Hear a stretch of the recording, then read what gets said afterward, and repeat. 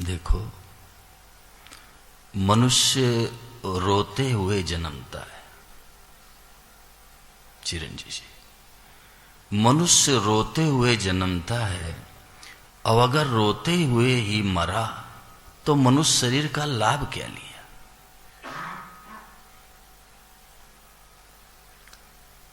रोते हुए जन्मता है मनुष्य, और रोते हुए ही मरा तो विपिन सोनी मनुष्य शरीर का लाभ क्या लिया?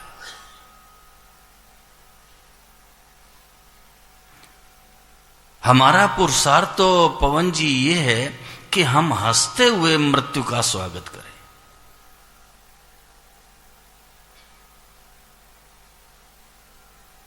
अमित, हंसते हुए हम मृत्यु का स्वागत करें, पुरुषार्थ तो ये है।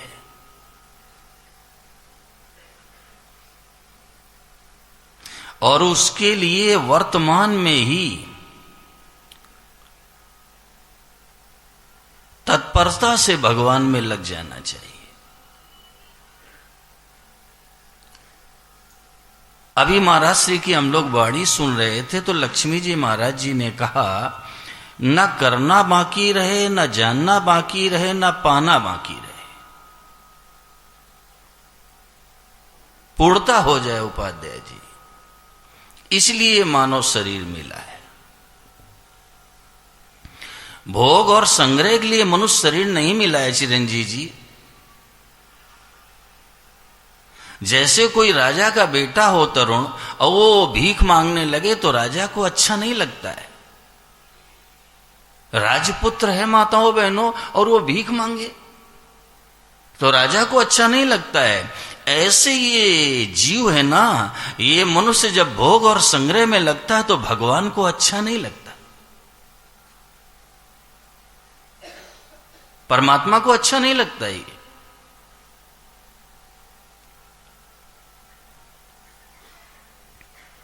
मानव शरीर तो इसलिए मिला है अश्विनी तिवारी कि हम अपना कल्याण कर लें, उद्धार कर लें, आवागमन से सदा के लिए मुक्त हो जाए, परमात्मा की प्राप्ति कर लें, इसलिए मानव शरीर मिला है।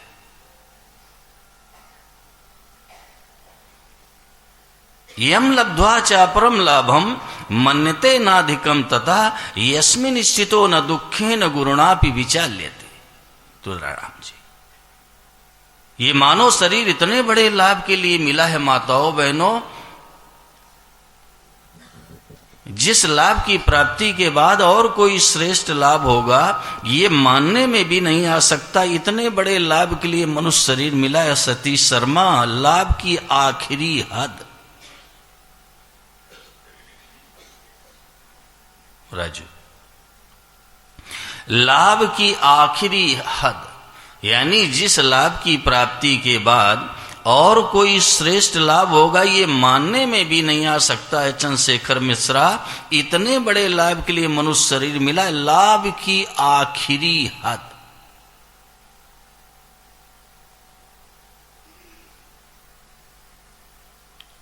और वो लाभ सबको मिल सकता है।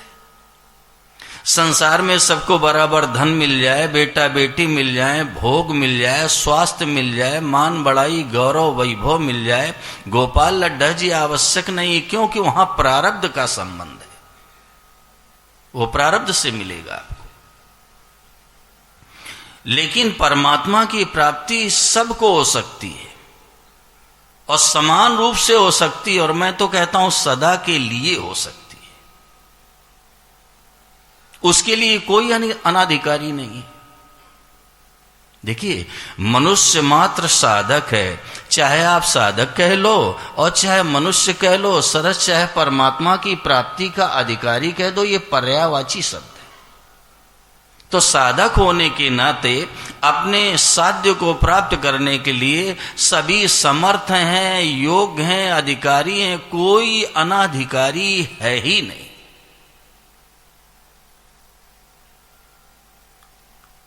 आप स्वयं विचार करो, अपनी मां की गोद में जाने के लिए कौन अनाधिकारी है? अपनी मां की गोद में जाने के लिए कौन अनाधिकारी है? हमेशा उत्साह रखो कि मां हमारी है, मां की गोदी हमारी है, हमेशा उत्साह रखो।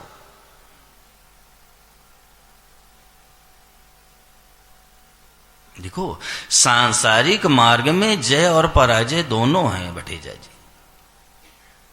सांसारिक मार्ग में चिरंजीव जी जय भी है पराजय भी है, लेकिन पारमार्थिक मार्ग में तो केवल जय ही जय, पराजय का कोई स्थान है ही नहीं।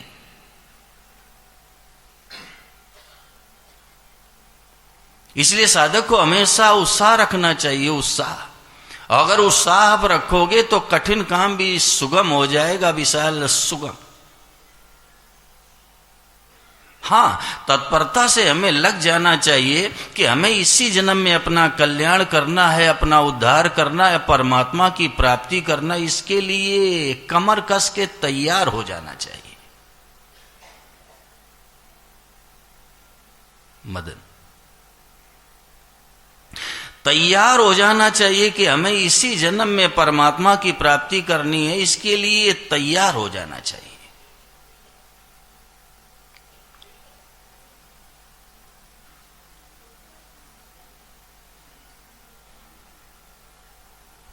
अभी महाराज जी कह रहे थे कि समय जा रहा है, शरीर का कोई भरोसा नहीं।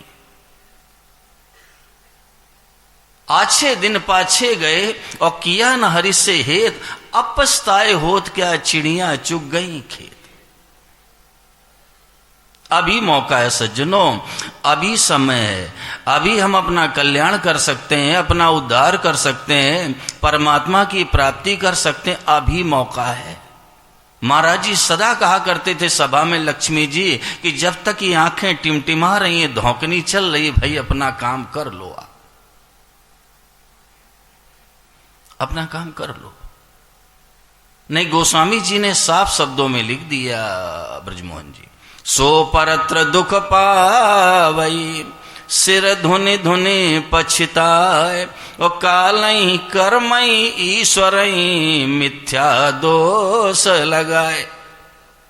खोपड़ी पीट पीट के रोना पड़ेगा। गोस्वामी जी महाराज की लेखनी प्रकाश दे रही है भटेजा जी। फिर क्या होगा? काल ही कर्मई ईश्वरई, मिथ्या दोष लगाए। काल पर दोषारोपण करेगा, मेरा समय अच्छा नहीं था। अरे कलयुग जैसा समय मिल गया पवन, आसानी से जीव अपना कल्याण कर ले, उद्धार कर ले, परमात्मा की प्राप्ति कर ले। माताओं बहनों, कलयुग।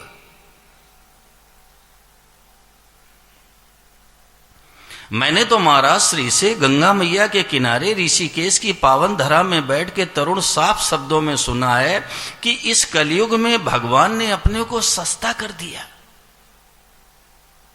जैसे व्यापारी का माल नहीं बिकता है तो हरिओम वो सस्ता कर देता है कि भाई माल निकल जाए किसी तरीके से, ऐसे ही भगवान के ग्राहक हो गए इस कलयुग में कम। लोग भोग और संग्रह में लग गए, लोग भोग और संग्रह में लग गए तो ग्राहक कम हो गए, तो भगवान ने भी अपने को सस्ता कर दिया। और कितना सस्ता कर दिया गोस्वामी जी ने ध्यान आकर्षित किया। कल युग सम जुगयान नहीं, कल युग सम जुगयान नहीं, जो नर कर विश्वास, गाय राम गुण गण विमल, भवतर भी नहीं प्रयास। इतना सस्ता कर दिया माताओं बहनों, इतना सस्ता कर दिया कि गाई राम गुणगन विमल, भवतर बिन ही प्रयास। भगवान का गुणानुवाद गा करके और ये जीव भवसागर से हमेशा के लिए अपने को पार कर ले, ऐसा मौका मिल गया कलयुग का। और उसमें भी अगर हम अपना कल्याण न करें, उद्धार न करें जगदीश खंडेलवाल जी, तो केवल अपना प्रमाद है और कुछ नहीं। केवल अपना प्रमाद है और कुछ नहीं। हमारा पुरुषार्थ इतना ही है बटेजा जी कि हम हंसते हुए मृत्यु का स्वागत करें।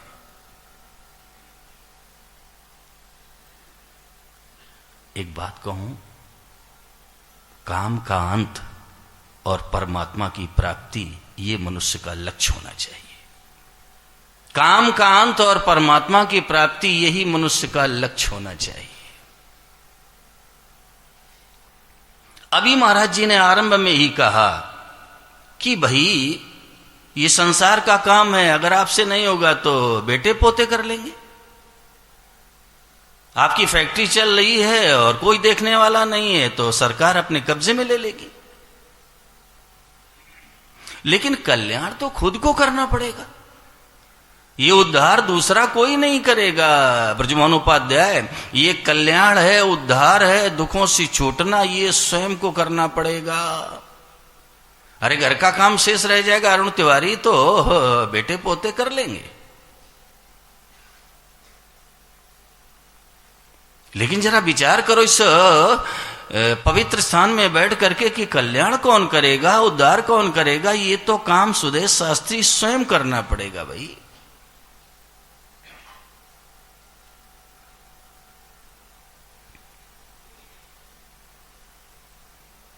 दुखों की आत्यंतिक निवृत्ति और परम शांति की प्राप्ति कर लेना, इसको कहते हैं कल्याण।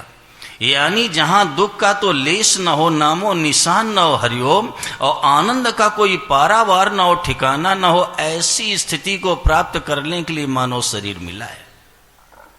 जहां दुख का नामो निशान न हो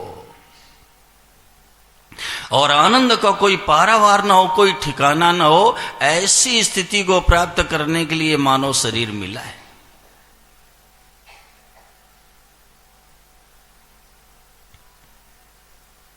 मदन जोशी।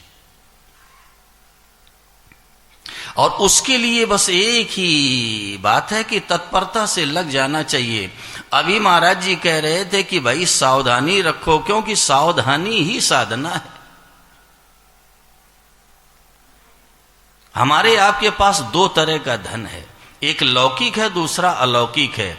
जैसे फैक्ट्री है, मकान है, दुकान है, ज्वेलरी है, पशुधन आदि, ये लौकिक संपत्ति है।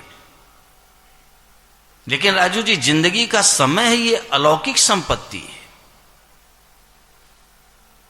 ये जीवन का समय है ना, जिसके बल पर माताओं बहनों हम जी रहे हैं, ये अलौकिक संपत्ति है। प्रवीण शर्मा कहां है? और प्रवीण जी, अलौकिक संपत्ति से अलौकिक चीज मिलती है। जीवन का समय ये बहुत मूल्यवान है। ये रुपयों से ज्यादा कीमती है जीवन का समय।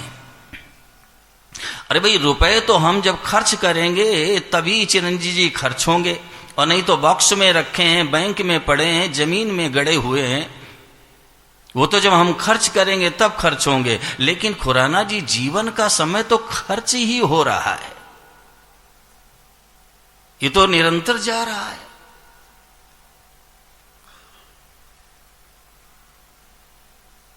ये निरंतर जा रहा है। इसलिए महापुरुषों ने सचेत किया कि भाई सावधान हो जाओ, सावधानी ही साधना है। कि हमारे जीवन का समय जा रहा है, एक एक क्षण हमारा मूल्यवान है। आप जीवन का समय लगाओ तो धन तो कमा सकते हो, लेकिन धन दे करके समय नहीं प्राप्त कर सके। अगर धन देने से समय मिलता ना, तो इस भारतवर्ष में बहुत बड़े संपत्तिवान हैं, पैसे वाले हैं, पूंजीपति हैं, कैपिटलिस्ट हैं, वो कभी नहीं मरते। 20 लाख ले लो, 2 वर्ष दे दो, गरीब बेचारे मर जाते। गरीब मर जाते, वो नहीं मरते। आप समय लगा करके धन तो कमा सकते हो, लेकिन धन दे करके समय नहीं प्राप्त कर सकते। ये रुपयों से ज्यादा मूल्यवान है जीवन का समय। और इस जीवन के समय को वैद्य जी कंजूस की भांति खर्च करना चाहिए, और इसको अच्छे से अच्छे काम में लगाना चाहिए। और सबसे अच्छा काम है भगवान का भजन। वारी मथे ग्रत हो एवरु सिकता ते वरु तेल, और बिनु हरि भजन न भवतरिया, यह सिद्धांत अपेल। श्री गोस्वामी जी महाराज संकेत कर रहे हैं रमन बेटे कि अगर पानी का बिलुआ कर दिया जाए तो शायद घी निकल आवे। बिल्कुल असंभव बात है। पानी का बिलुआ करने से घी कैसे निकलेगा भाई? लेकिन बाबा जी कह रहे हैं शायद निकल आवे। सिकता ते बरु तेल, सिकता कहते हैं बालू को, बालू की अगर पेराई कर दी जाए तो शायद तेल निकल आवे, ये भी वैद्य जी असंभव बात है। बालू को पेरने से तेल कैसे निकलेगा भाई? गोस्वामी जी कह रहे हैं शायद निकल आवे। लेकिन महापुरुष ने सूत्र दिया रामोतार जी कि बिनु हरि भजन न भव तरीय, यह सिद्धांत अपेल। जब तक ये मनुष्य भगवान के भजन में तल्लीनता से नहीं लगेगा, इस भवसागर को पार नहीं कर सकता है। गोपाल लड्ढा जी, यह सिद्धांत अपेल, अकाट्य नियम है। भजन तो जिंदगी में करना ही पड़ेगा। बिनु हरि भजन न भव तरीय, यह सिद्धांत अपेल, ये अकाट्य नियम है। जब तक ये जीव सच्चे हृदय से भगवान में नहीं लगेगा, तत्परता से परमात्मा में नहीं लगेगा, भगवत सम्मिलन के लिए जीवन में व्याकुलता नहीं पैदा करेगा, तब तक इस भवसागर को अरुण तिवारी ये कभी पार कर सकता ही नहीं। जन्मो और मरो, मरो और जन्मो।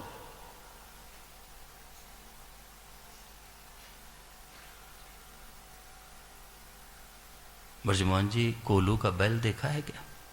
है? वो जिंदगी भर एक ही जगह पर चलता रहता है, जिंदगी भर एक ही जगह पर चलता रहता है, एक कदम भी आगे नहीं जाता। चिरंजीव जी जिंदगी भर वहीं घूमता रहता है। ऐसे जीव की दशा है भाई तरुण जी, जन्मो और मरो, मरो और जन्मो, जन्मो और मरो। इससे कभी निजात तरुण मिल सकती ही नहीं। बिनु हरि भजन न भवतरी, यह सिद्धांत अपेल, अकाट्य नियम है। इसलिए सच्चे हृदय से भगवान में लग जाओ। रात दिन भगवान के नाम का जप करो, रात दिन भगवान से एक ही प्रार्थना करो, हे नाथ, हे मेरे नाथ, हे मेरे स्वामी, हे मेरे भगवान, ऐसी कृपा करो नाथ मैं कहीं आपको भूल न जाऊं। लग जाओ सज्जनों, लग जाओ। आगे आने वाला समय बड़ा विकट आ रहा है अमित बेटे, बहुत विकट समय आ रहा है। अभी मौका है, अभी समय है, सच्चे हृदय से सब परमात्मा में लग जाइए। मैं कहता हूं इसी जन्म में कल्याण हो जाएगा। इसी जन्म में केवल भगवान से मिलने की व्याकुलता होनी चाहिए।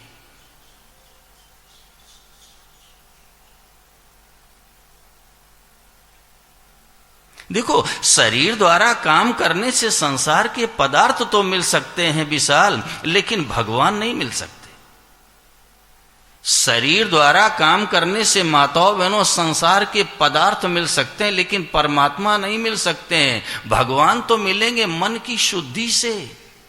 निर्मल मन जन सो मोहि पावा, मोहि कपट छल छिद्र न भावा। शरीर से आप काम करेंगे रामेश्वर पांडे जी, संसार के पदार्थ मिल सकते हैं, लेकिन रजनी याद रखना भगवान नहीं मिलेंगे। भगवान मिलेंगे मन की शुद्धि से। कबीरा मन निर्मल भया, कबीरा मन निर्मल भया, ज्यों गंगा का नीर, पीछे पीछे हरि फिरें, कहत कबीर कबीर। ये मन की शुद्धि से भगवान मिलेंगे सज्जनों, मन की शुद्धि से परमात्मा मिलेंगे।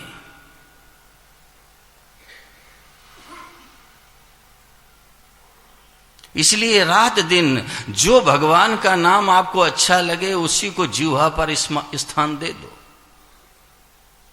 रात दिन उसी नाम का जप करो।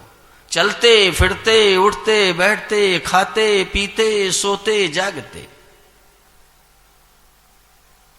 घर में वन में पंथ में कहूं रहे यह देह, लेकिन तुलसी सीता नाथ सो लागे और रहे सने। अगर लगे रहोगे तो काम हो जाएगा, प्रमोद निश्चित हो जाएगा। लगे रहो। आप लगे रहो, हताश होने की आवश्यकता नहीं है। आप सच्चे हृदय से भगवान में लगे रहो तो इसी जन्म में कल्याण हो जाएगा। इसी जन्म में केवल सच्चे हृदय से लगने की आवश्यकता है, बस। अभी महाराज जी नागेंद्र तिवारी कह रहे थे कि हमने इसको कठिन मान रखा है।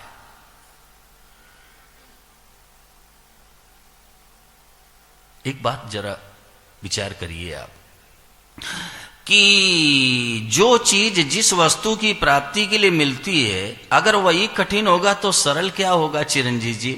जब ये मानव शरीर केवल परमात्मा की प्राप्ति के लिए मिला है, तो परमात्मा की प्राप्ति को कठिन मानना यह साधक की बहुत बड़ी भूल है।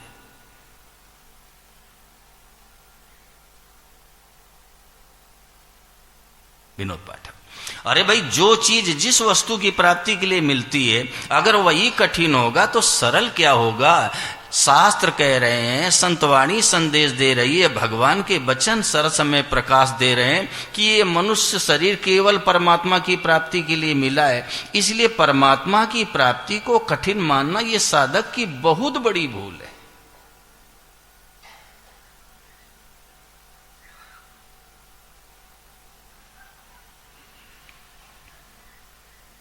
आप जरा विचार करो, आप एक दिन में 1 लाख रुपया पैदा कर लें, है सामर्थ्य आपकी, लेकिन 1 लाख नाम लेने के लिए कौन पराधीन है? तो जिस पूंजी को एकत्र करने के लिए हम स्वतंत्र हैं, उधर तो हमारी दृष्टि नहीं है। 1 लाख रुपए हम ब्रजमोहन उपाध्याय एक दिन में पैदा कर लें, है आपके अंदर ताकत क्या? लेकिन 1 लाख नाम लेने के लिए कौन पराधीन है? तो जिसमें हमारा कल्याण हो जाए, जिससे हम सदा के लिए दुखों से छूट जाएं, आवागमन से सदा के लिए मुक्त हो जाएं, उसके लिए तो हम प्रयास नहीं कर रहे हैं।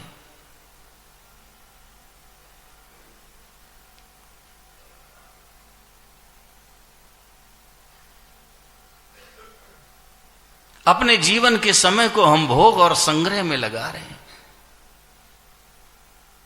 और जो भोग और संग्रह में लगा हुआ व्यक्ति है ना, परमात्मा की प्राप्ति करना तो बहुत दूर की बात है। वो कभी निश्चय भी नहीं कर सकता कि भाई हमें अपना कल्याण करना है, उद्धार करना है, परमात्मा की प्राप्ति करनी है। कौन? जो भोग और संग्रह में लगा है।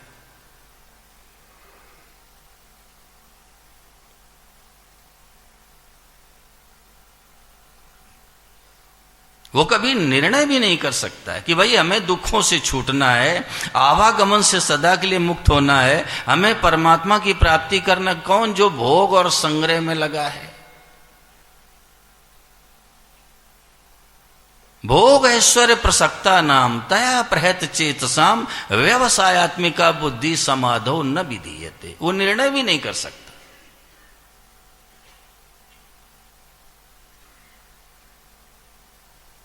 इसलिए हमारा पुरुषार्थ इतना ही है कि हम सच्चे हृदय से भगवान में बस लग जाएं। देखिए, ये नया काम है। ये भजन साधन करना है ना, ये प्रारब्ध से नहीं होता बटेजा जी, ये नया काम है।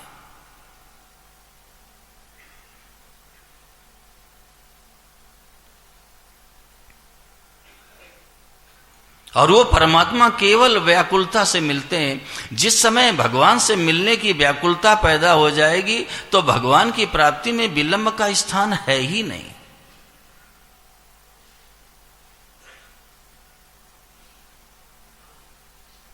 क्यों नहीं है? उसमें एक बहुत बड़ा कारण है, बहुत रहस्य की बात है लक्ष्मी जी। जैसे मां होती ना, अपने बच्चे से मिलने के लिए तरसती है, जैसे मां अपने बेटे से मिलने के लिए तरसती है, ऐसे भगवान जीव से मिलने के लिए तरस रहे हैं। बच्चा लंगड़ा हो, लूला हो, काना हो, बहरा हो, लेकिन मां बच्चे के लिए तरसती है।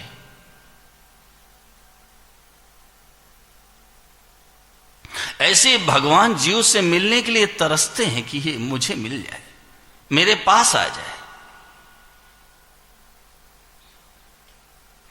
बच्चा कभी ये नहीं सोचता है रामेश्वर पांडे कि भाई कुरूप हूं मैं तो बहरा हूं, मैं लंगड़ा हूं। कभी नहीं सोचता है। इसलिए मुझे मां प्यार नहीं करेगी, उसके मन में ये बात नहीं आती।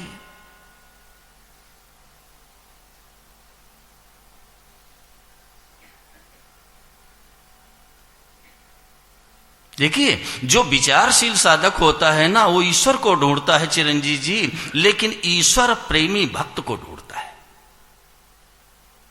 विचारशील साधक वो तो ईश्वर को ढूंढता है, लेकिन ईश्वर है वो प्रेमी भक्त को ढूंढता है। जैसे मां है अपने बच्चे के लिए तरसती है, भले वो लंगड़ा हो, लूला हो, काना हो, बहरा हो, लेकिन मेरा बच्चा है, मेरा बेटा है, तरसती हो। ऐसे भगवान जीव से मिलने के लिए तरस रहे हैं कि मेरे पास आ जाए। मैंने तो महापुरुषों से साफ शब्दों में तरुण सुना है कि जब से ये जीव भगवान से विमुख हुआ है ना, भगवान हाथ पसारे इंतजार कर रहे हैं कि जीव मेरे पास आ जाए।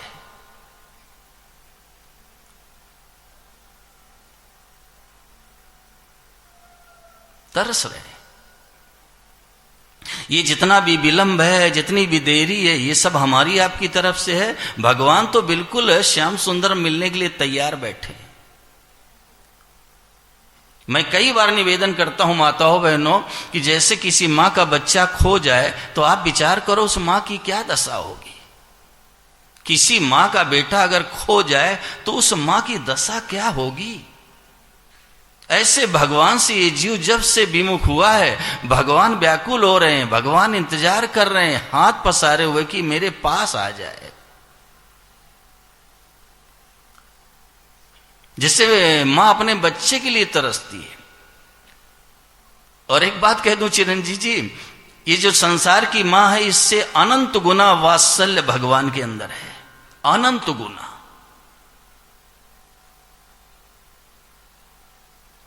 ये जो संसार की मां है ना, इससे अनंत गुना भगवान के पास वात्सल्य है, अनंत गुना।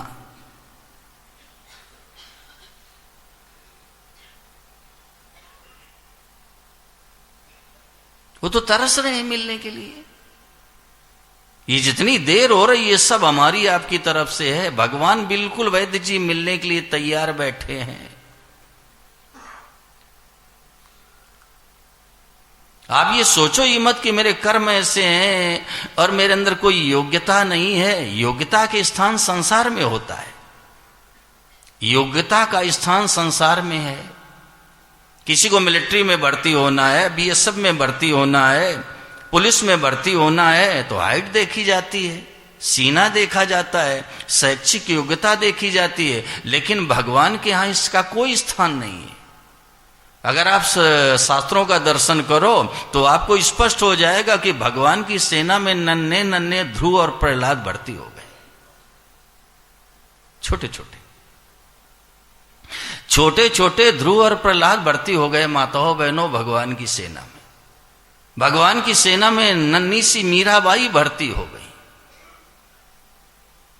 नन्ही सी मीराबाई भर्ती हो गई। भगवान की सेना में नजर डाल के देखो तो अजामिल जैसा पापी भर्ती हो गया। भगवान की सेना में नजर डाल के देखो तो जटायु पक्षी भर्ती हो गया। कितने उदाहरण है माई बाप परमात्मा की सेना में अगर आप दृष्टि डाल दो तो पत्थर की अहिल्या भर्ती हो गई। वहां योग्यता का कोई स्थान नहीं है। वहां तो लगन चाहिए, वहां तो बेचैनी चाहिए, वहां तो व्याकुलता चाहिए। ये व्याकुलता की जो वृद्धि है ना, लक्ष्मी जी ये परमानंद से मिला देती है। ये व्याकुलता की वृद्धि है, ये परमानंद से मिला देती है। कई बार मुझसे लोग प्रश्न करने लगते हैं अश्विनी तिवारी जी कि महाराज जी जरा बताओ कि फिर हमें साधन क्या करना है। अरे आप भगवान से मिलने के लिए हृदय में व्याकुलता पैदा कर लो ब्रजमोहन उपाध्याय, और फिर जितने साधन की आवश्यकता होगी वो व्याकुलता आपसे स्वयं करा लेगी। वो स्वयं करा लेगी। जितने साधन की जरूरत होगी वो व्याकुलता आपसे स्वतः करा लेगी।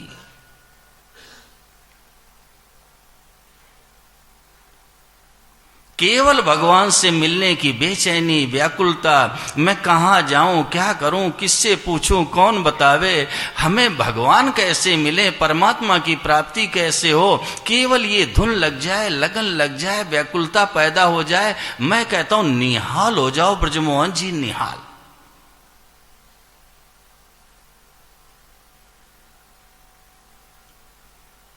जैसे पक्षी के जो पंखहीन बच्चे हैं ना, वो अपनी मां से मिलने के लिए बेचैन रहते हैं, मेरी मां आ जाए। पंखहीन बच्चे होते हैं ना चिरंजीव जी, पक्षी के, वो अपनी मां से मिलने के लिए बेचैन रहते हैं, मेरी मां आ जाए। और केवल दूध पर निर्भर रहने वाले गाय के बछड़े जैसे गौ माता का दूध पीने के लिए आतुर रहते हैं। विरहिणी स्त्री है ना, वो अपने पति से मिलने के लिए उत्कंठित रहती है। ऐसे हम सभी का मन भगवान से मिलने के लिए उत्कंठित रहना चाहिए। मन में लागी चटपटी और कब निरखूं घनश्याम, और नारायण भूले सभी खान पान विश्राम।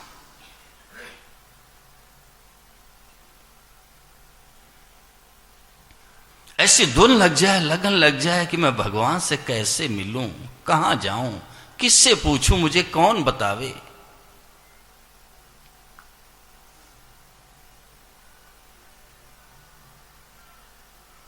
भगवान केवल लगन से मिलते हैं, भगवान केवल बेचैनी से मिलते हैं, व्याकुलता से मिलते हैं।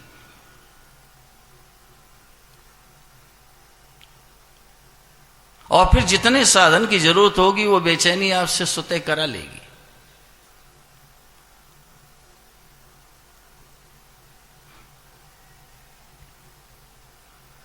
आप बिल्कुल ये मत विचार करो कि मेरे कर्म ऐसे नहीं है। आप तो बस सच्चे हृदय से भगवान में लग जाओ और ये दृढ़ निश्चय कर लो कि इसी जन्म में हमें अपना कल्याण करना है, इसी जन्म में उद्धार करना, इसी जन्म में परमात्मा की प्राप्ति करना। ये दृढ़ निश्चय कर लीजिए। अब कुछ भी हो जाए, संसार में कोई कुछ भी कहे, कितना भी अपमान करे, निंदा करे, अपने कोई मतलब नहीं है। तेरे भावे जो करो, भलो बुरो संसार, नारायण तू बैठ के अपनो भवन बुहार। ये संसार है वैद्य जी, ये कुछ ना कुछ कहेगा। नारायण तू बैठ के अपनो भवन बुहार, अपने घर की गंदगी दूर करो।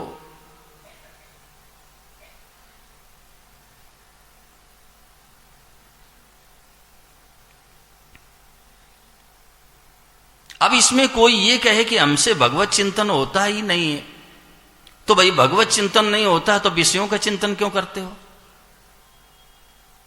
कोई अगर ये कहे सरस कि मुझसे भगवत चिंतन नहीं होता है, तो आप विषयों का चिंतन क्यों करते हो? जिस शक्ति से आप विषयों का चिंतन करते हो, उसी शक्ति से भगवान का चिंतन करो।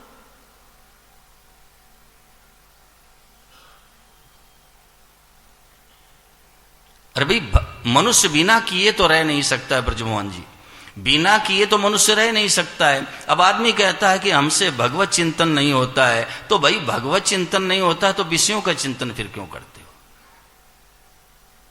जिस शक्ति से आप विषयों का चिंतन कर रहे हो, उसी शक्ति से भगवान का चिंतन करो। और ये तभी संभव हो सकेगा हरगोविंद सर्राफ, ये तभी संभव हो सकेगा जब हमारे जीवन का उद्देश्य हो जाए परमात्मा की प्राप्ति करना। ये तभी संभव है। हमारे जीवन का लक्ष्य हो जाए कि हमें तो इसी जन्म में कल्याण करना, उद्धार करना, भगवान की प्राप्ति करना, तभी होगा। भाई मनुष्य बिना किए तो रह नहीं सकता है। अब भगवान का चिंतन नहीं करेगा तो विषयों का चिंतन करेगा। तो जिस ऊर्जा से, जिस शक्ति से आप विषयों का चिंतन कर रहे हो, उसी से भगवान का चिंतन करो। लेकिन ये तभी होगा जब हमारा उद्देश्य हो जाएगा कि मुझे तो परमात्मा की ही प्राप्ति करनी है।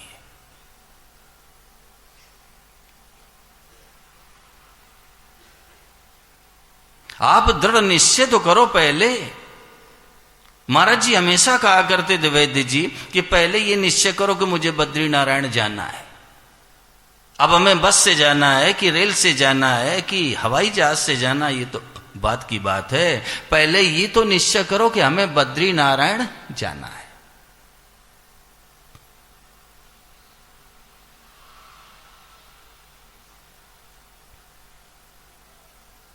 मनुष्य का एक उद्देश्य नहीं बन पाता है रमन।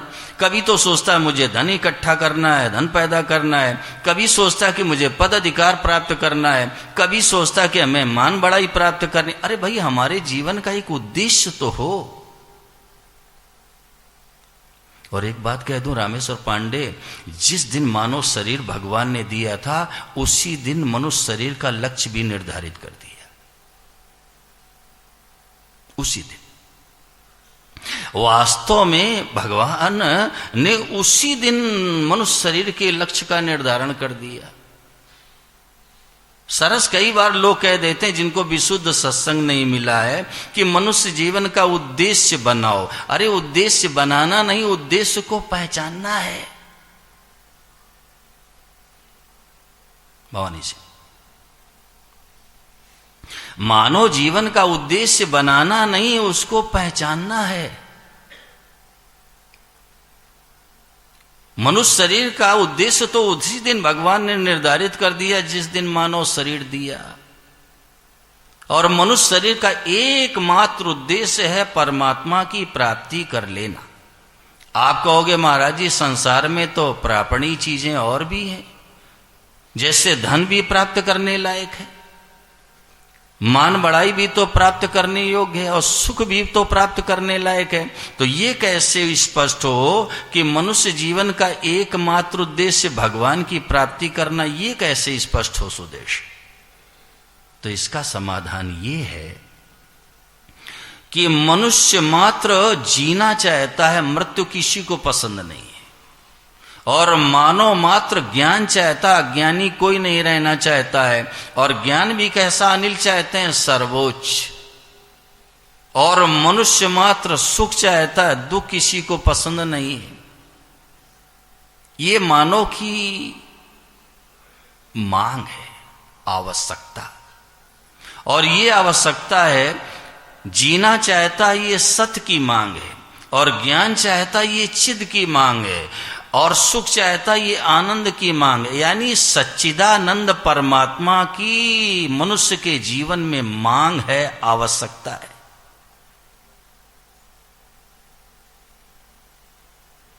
और जब तक इस आवश्यकता की पूर्ति नहीं हो जाएगी, तब तक चाहे जितना धन मिल जाए, बेटा बेटी मिल जाए, भोग मिल जाए, स्वास्थ्य मिल जाए, मान बढ़ाई गौरव वैभव मिल जाए, मनुष्य को शांति नहीं मिलेगी, नहीं मिलेगी, कभी मिल सकती ही नहीं।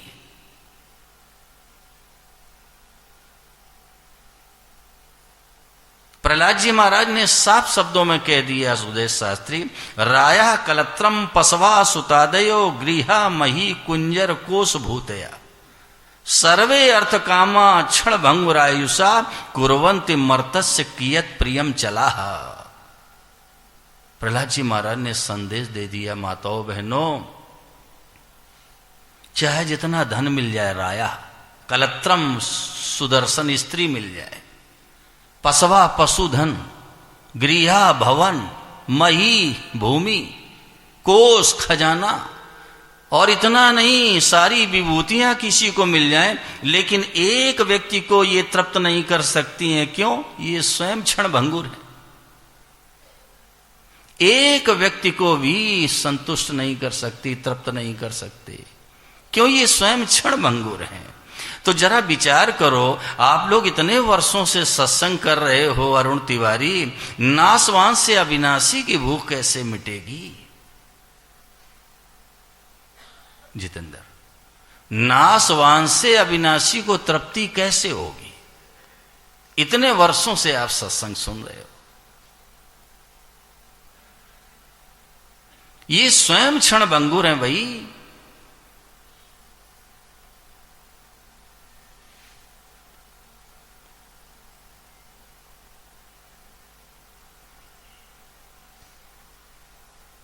कैसे तृप्ति होगी? जिससे हमारी सजातीयता नहीं, जो हमारी जाति के नहीं, वो हमें कैसे तृप्त कर देंगे?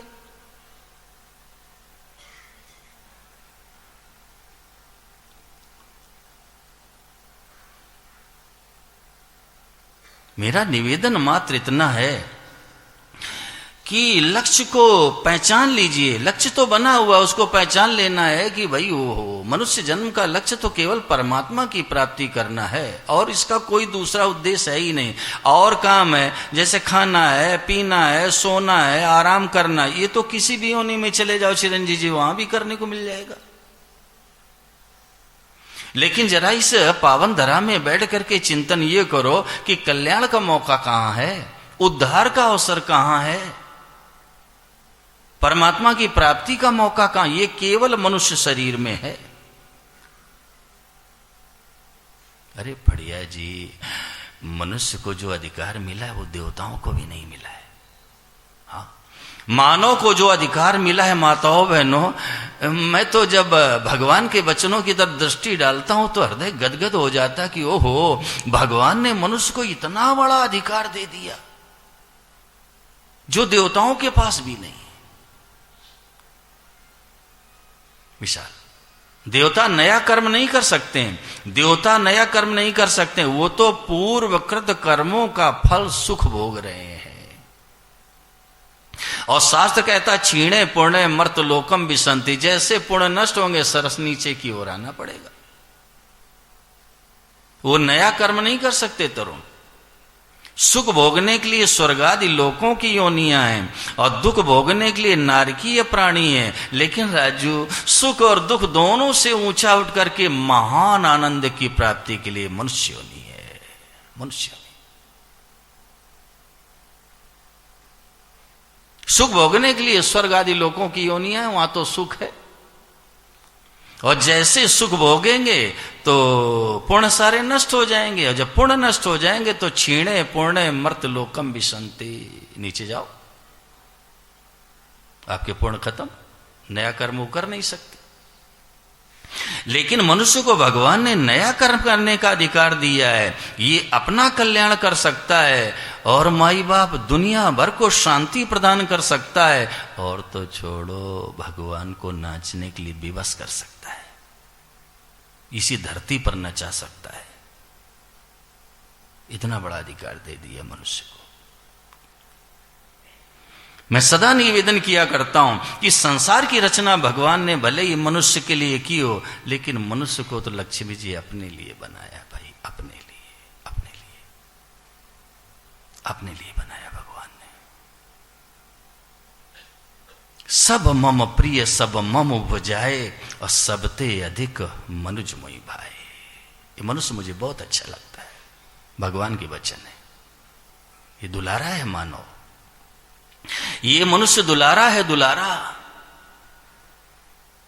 लेकिन एक बात कहूं सरस, लोग व्यवहार में दृष्टि डाल के देख लो, अगर माँ बाप किसी बच्चों को ज्यादा लाड़ प्यार दुलार करते हैं तो बिगड़ जाता है। हम बिगड़े हुए बच्चे हैं, बिगड़ गए हैं भाई, बिगड़ गए। लाड़ दुलार ज्यादा कर दिया भगवान ने तो बिगड़ गए, बिगड़ गए ब्रजमोहन, बिगड़ गए। संसार में भी आपको कोई ऐसा दिखे कि ये तो लोक मर्यादा के विरुद्ध चल रहा है, शास्त्र के विरुद्ध आचरण कर रहा है, तो समझ लेना ये इन पर भगवान ने ज्यादा लाड़ किया है, ज्यादा प्यार दुलार बरसाया है, इसलिए बिगड़ गए हैं। चिरंजी बिगड़ गए, इतना लाड़ कर दिया माँ ने, बिगड़ गए।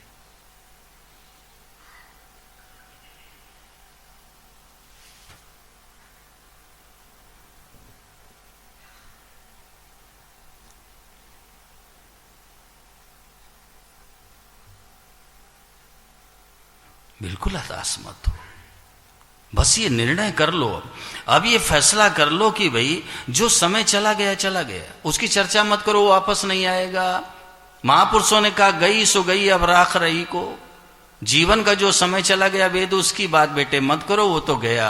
अब जो समय बचा है इसी को सच्चे हृदय से परमात्मा में लगा दो। मैं सच कहता हूं, पूरे विश्वास के साथ अयोध्या की धरती में बैठ के कल्याण होगा, उसको लगा दो आप।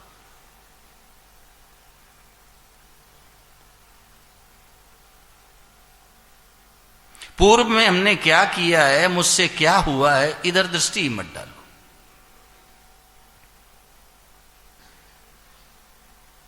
वो आदमी की सबसे बड़ी गलती अजय जी यही है, या तो वो भूतकाल के चिंतन में डूबा रहता है या भविष्य की आशा में खोया रहता है, वर्तमान ठीक नहीं करता। अगर ये वर्तमान में दृष्टि डाले और वर्तमान को ठीक कर ले अमित बेटे, तो इसका भूत भी सही हो जाएगा, भविष्य भी सही हो जाएगा, दोनों। अब गलती यही होती है, या तो भूतकाल के चिंतन में डूबा रहेगा या भविष्य की आशा में खोया रहता है, लेकिन वर्तमान की तरफ दृष्टि नहीं, नजर ने वर्तमान सही कर ले, बस जो हो गया हो गया। हमें तो भगवान की तरफ ही चलना है। अब कोई कुछ भी कहे, हमारा सम्मान करे, अपमान करे, निंदा करे, स्तुति करे, हमें क्या मतलब है? हमें अपना काम करना है, परमात्मा की प्राप्ति करना। ये तो जगत है, कुछ ना कुछ कहेगा। बड़े सत्संगी हैं। संसार का कोई प्रमाण पत्र चाहिए क्या ब्रजमोहन?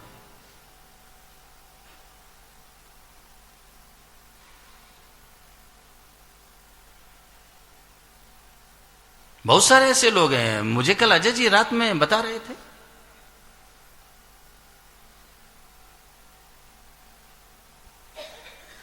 खेत में फसल खड़ी होती है तो कपड़ा पहना के लकड़ी में खड़ा कर देते हैं, उसको क्या कहते हैं? है? उत्तर भारत में कहते हैं धोख, और मारवाड़ी भाषा में कहते हैं अड़वा। राम कुमार जी, उसको कहते हैं अड़वा। वो धोख बना के खड़ा कर देते हैं फसल में। अब वो जो अड़वा है ना, वो क्या करता है? न खुद खाता है, न दूसरे को खाने देता है। खेत का अड़वा न खावे न खावन दे, ये हाल है। खेत का अड़वा न खावे न खावन दे, न तो स्वयं खाता है न दूसरे को खाने देता है। ऐसे खुद तो कल्याण करेंगे नहीं, खुद उद्धार करेंगे नहीं, दूसरे को करने देंगे नहीं। बड़े सत्संगी हैं, बड़े भगत बने। ये दुनिया है भाई, इस चक्कर में न पड़ो। मैंने देखा खूब तमाशा, तब यहां आया हूं। हाँ, कोई कुछ भी कहे, अपने सुनना ही नहीं भूपेंद्र, कहने दो। हमें संसार के सर्टिफिकेट की कोई आवश्यकता नहीं है।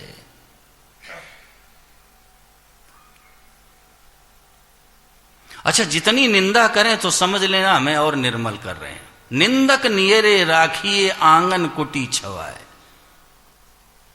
बिन पानी और बिन साबुन निर्मल करे सुभाए। उसको तो पास ही में रखो, सावधानी रहेगी वैद्य जी, सावधानी रहेगी, उसको पास रखो।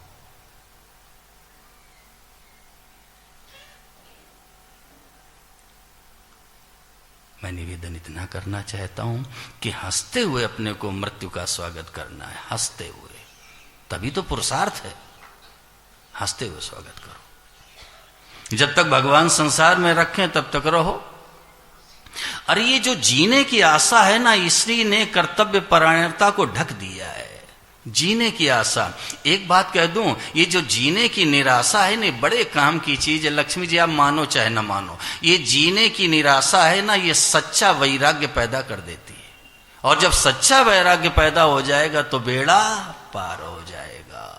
जीने की निराशा बड़े काम की चीज है। साधक ध्यान दें, बड़ी गहरी बात है ये जीने की जो निराशा है ना, ये जीवन में सच्चे वैराग्य को पैदा कर देती है। और जहां सच्चा वैराग्य हुआ तो बेड़ा पार हो गया।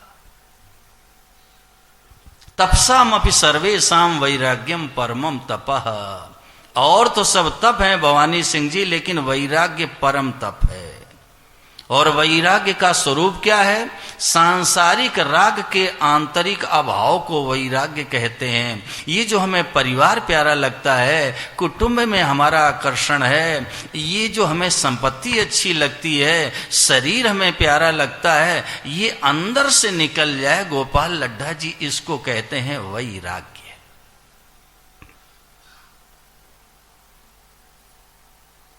भानु, सांसारिक राग के आंतरिक भाव को वैराग्य कहते हैं। और जहां सच्चा वैराग्य रामेश्वर पांडे हुआ, तुरंत बेड़ा पार, बेड़ा पार।